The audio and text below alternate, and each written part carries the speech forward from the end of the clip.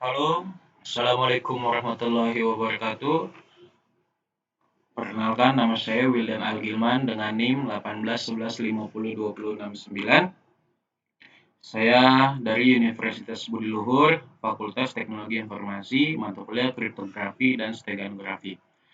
Di sini saya akan menjelaskan tentang pemecahan kode algoritma kriptografi. Pemecahan kode algoritma kriptografi, di sini kita akan bahas tiga aspek, yaitu cryptanalyze, pemecahan kode algoritma Caesar-Cipher, dan analisis algoritma MD5. Apa itu cryptanalyze? Cryptanalyze adalah studi tentang metode untuk mendapatkan makna informasi yang dienkripsi tanpa akses ke informasi rahasia yang biasanya diperlukan untuk melakukannya. Biasanya, ini melibatkan mengetahui bagaimana sistem bekerja dan menemukan kunci rahasia. Kriptanalis juga disebut sebagai pemecah kode atau memecahkan kode. Ciphertext umumnya merupakan bagian termudah dari kriptosistem untuk diperoleh dan karena itu merupakan bagian penting dari cryptanalyze, bergantung pada informasi apa yang tersedia dan jenis sandi apa yang sedang dianalisis.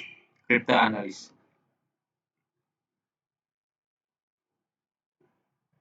Para peneliti dapat menemukan metode serangan yang benar-benar menghancurkan algoritma enkripsi, yang berarti bahwa ciphertext dienkripsi dengan algoritma itu dapat didekripsi secara sepele tanpa akses ke kunci enkripsi. Lebih sering, hasil kriptoanalitik mengungkap kelemahan dalam desain atau implementasi algoritma yang dapat mengurangi jumlah kunci yang perlu dicoba pada ciphertext target. Sebagai contoh, sebuah cipher dengan kunci enkripsi 128 bit dapat memiliki 2 pangkat 128 atau 340, 282, 366, 920, 938, 463, dan seterusnya. Kunci unik rata-rata serangan brute force terhadap cipher itu akan berhasil hanya setelah mencoba setengah dari kunci unik itu. Jika cryptanalysis dari cipher mengungkapkan serangan yang dapat mengurangi jumlah percobaan yang diperlukan untuk 2 pangkat 40 atau hanya 10995116776 kunci yang berbeda, maka algoritma telah melemah secara signifikan ke titik bahwa serangan brute force akan praktis dengan commercial of system hack. Cryptanalysis dilakukan oleh berbagai organisasi, termasuk pemerintah yang bertujuan untuk menguraikan komunikasi rahasia negara lain.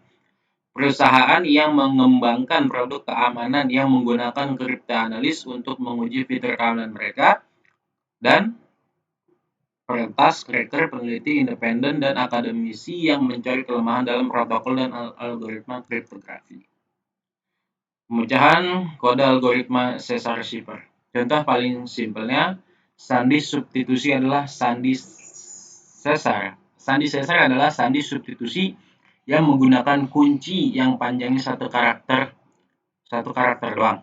Karakter diambil dari alfabet. Biasanya para pihak yang terlibat udah sepakat dan sama-sama tahu kalau mereka bakal pakai sandi Caesar dengan kunci karakter tertentu untuk bertukar pesan rahasia. Pengirim pesan punya pesan asli, tahu kunci, tahu pakai sandi Caesar, dia gunain untuk menghasilkan sandi rahasia. Penerima pesan tahu kunci, tahu pakai sandi Caesar, tahu sandi rahasia, dia gunain buat memecahkan sandi rahasia untuk mendapatkan pesan asli.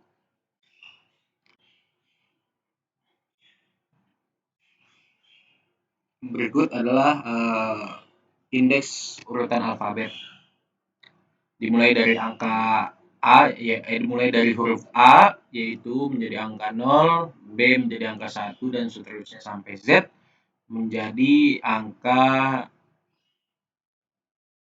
24. Alfabet yang dipakai untuk merangkai pesan atau plaintext diberi indeks nomor seperti gambar di atas. Karakter yang dipakai sebagai kunci juga diambil dari alfabet. Kunci ini bakal ditambahin atau buat menggeser karakter pesan asli untuk membentuk sandi. Kalau ketika ditambahkan atau digeser menghasilkan indeks lebih dari 25, urutan indeks bakal balik lagi ke 0. Dari Z mentok balik lagi ke A, langsung aja ke contoh. Pemecahan kode algoritma Caesar Shepard. Misalnya kita mau tulis Zenius dengan kunci B. Huruf Zenius dalam urutan alfabetik adalah 25.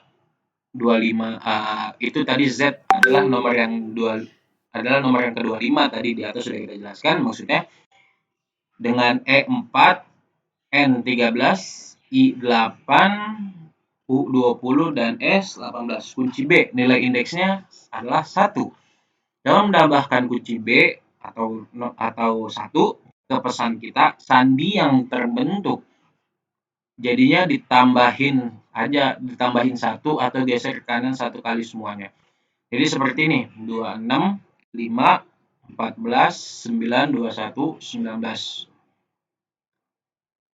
Lalu yang lebih dari 25 kita ulang ke 0. Berhubung yang lebih dari 25 cuma 1 karakter, jadinya yang diubah karakter pertama itu saja. Jadinya seperti 0, 5, 14, 9, 21, 19. Nah, dari indeks alfabet ini kita ubah lagi ke dalam bentuk abjad. Jadi sandi yang kita dapat adalah AF OJVT. Karena sesuai dengan nomor yang tadi. Berikut di bawah ada penjelasan contohnya, yaitu huruf digeser 1 kali ke kanan jadi huruf apa.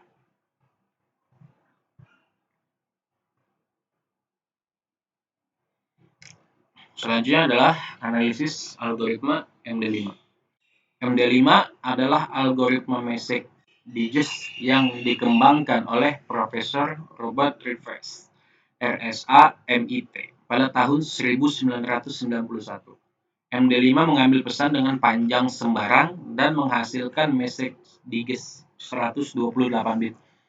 Pada MD5, pesan diproses dalam blok 512 bit dengan 4 round berbeda. Algoritma message digest 5, digest 5 cepat tapi kurang aman. Berikut adalah buku referensi yang mungkin teman-teman bisa baca. Oke, cukup sekian dari penjelasan dari saya. Kurang lebihnya mohon maaf. Untuk selebihnya mungkin teman-teman bisa baca-baca buku yang tadi ada di referensi ini, atau mungkin belajar dari referensi lain. Oke, kurang lebihnya mohon maaf. Wassalamualaikum warahmatullahi wabarakatuh.